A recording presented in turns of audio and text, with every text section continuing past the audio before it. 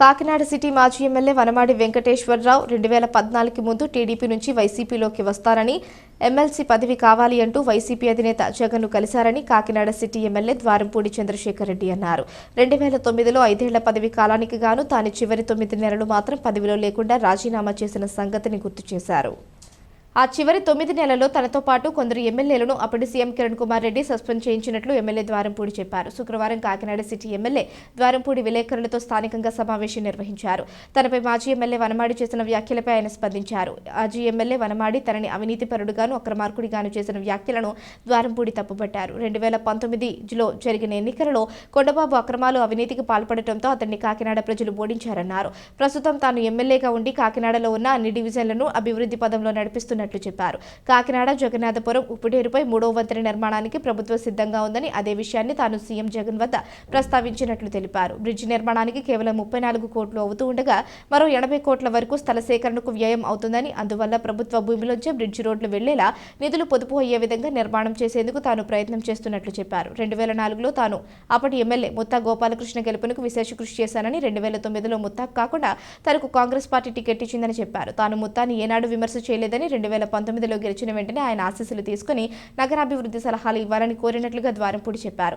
అలాగే సురేష్ నగర్ పార్కులకు సంబంధించి కేటీఆర్ బాండ్లో అవినీతి చేశారని, వనమాడి తనపై విమర్శ చేశాడని, అది తనకు సంబంధం లేనిదని, అది కాకినాడ సిటీ పరిధిలోనిది కాదని చెప్పారు. అది ప్రైవేట్ భూమేనని, ఆ యజమాని కోర్టుకు వెళ్లకుండా అధికారులు కోరడంతో వారికి ఆ బాండ్లను నగరపాలక సంస్థ ఇచ్చిందని చెప్పారు. కాకినాడ సినిమా రోడ్డు సంత చెరువు వద్ద ఉన్న ఎన్టీఆర్ విగ్రహంని తొలగించడం లేదని, కొద్దిగా మాత్రమే పక్కకు జరుపుతున్నామని, ఇది నగర ప్రజలు తెలుసుకోవాలని సూచించారు.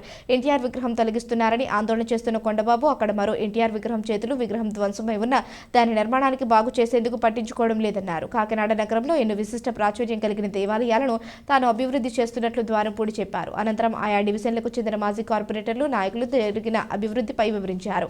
ఈ సమావేశంలో MLC Karipadmasri, market committee chairman Pasupuleti Venkatalakshmi, KUDA chairman Ragi Reddy Chandrakala Deepti, నగర వైసీపీ అధ్యక్షురాలు సుంకర శివప్రసన్న, మాజీ కార్పొరేటర్లు, నాయకులు తదితరులు పాల్గొన్నారు. 9 నెలలు తక్కువ చేసింది జరిగింది. కానీ నువ్వు నన్ను జగన్మోహన్తో లేవని, జగన్మోహన్తో మోసం చేసేది నువ్వు అనేవి అవసరం లేదు. జగన్మోహన్కి నాకున్న బౌండింగ్ నాకు తెలుసు, మీ ఇద్దరు ఎంత ఆప్యాయంగా ఉంటారో తెలుసు, ఎంత ఇష్టపూర్వకంగా ఉంటారో అందరికి తెలిసిందే.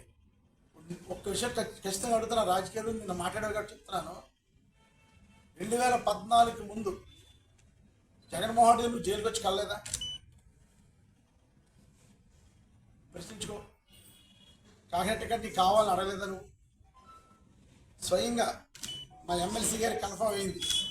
కాకినాడలో ఫిషర్మెన్ కమ్యూనిటీకి ఎమ్మెల్సీ ఇస్తున్నారని తెలిసిన తర్వాత నువ్వు ఎమ్మెల్సీ కావాలని ప్రయత్నం చేసుకోలేదా? వైఎస్ఆర్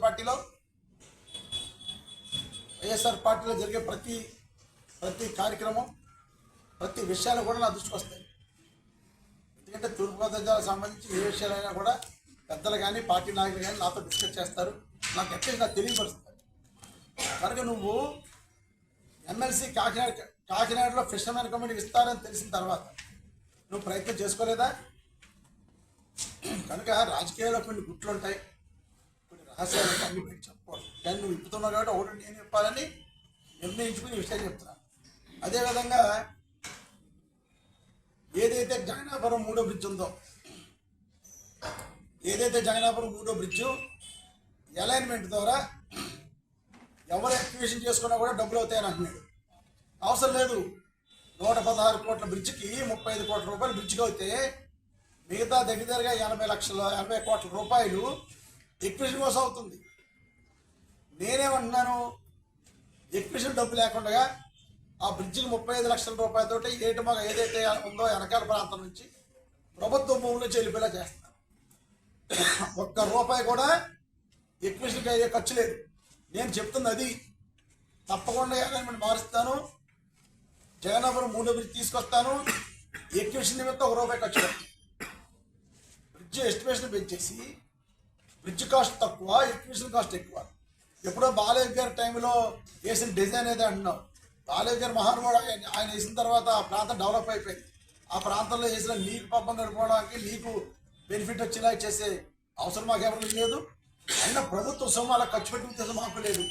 కనుక 3rd బ్రిడ్జ్ జగన్నాథపురం వెనకాల నుంచి వస్తుంది, అది ఏటుమా వెనకాల నుంచి వస్తుంది. కనుక ఒక్క ఇల్లు పాడు, ఒక్క రూపాయి కూడా ఎక్కువ ఖర్చు లేకుండా చేసే కార్యక్రమం. అదేవిధంగా బాండ్ గురించి మాట్లాడతాను.